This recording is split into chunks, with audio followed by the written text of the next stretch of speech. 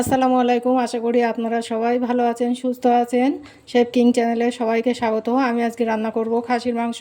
তা খাসির মাংস যতই পরিষ্কার থাকুক না কেন, এতে লোম থাকবেই।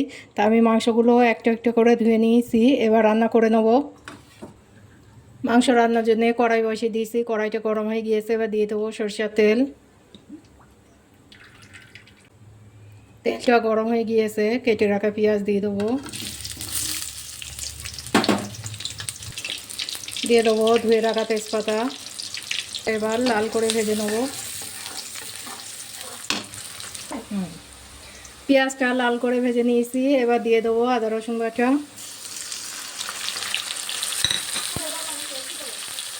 দিয়ে দেবো লবণ, হলুদ গুঁড়ো, লঙ্কা, ভাজা জিরে গুঁড়ো,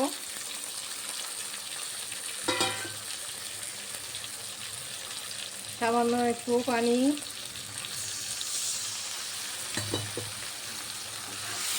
মশলাটা ভালো করে কষে নেব। মশলাটা আমি সময় নিয়ে কষে নিয়েছি। এই দেখুন তেল ছাড়া শুরু হয়ে গিয়েছে। এবারে এই খাসির মাংসটা দিয়ে দেবো।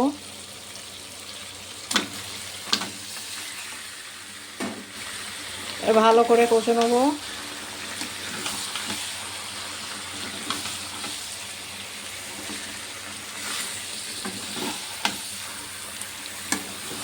অনেক সময় ধরে কষে নেব।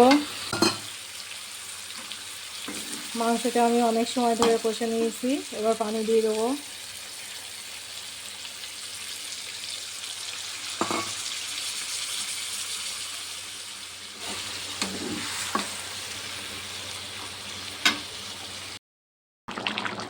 এবার দিয়ে দেবো গরম মশলা।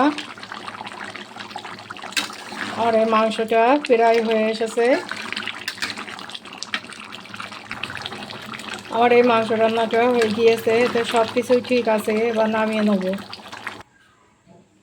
মাংস রান্নাটা আমি নামিয়ে নিয়েছি। এবার ভাজা জিরে গুঁড়ো ছড়িয়ে দেবো।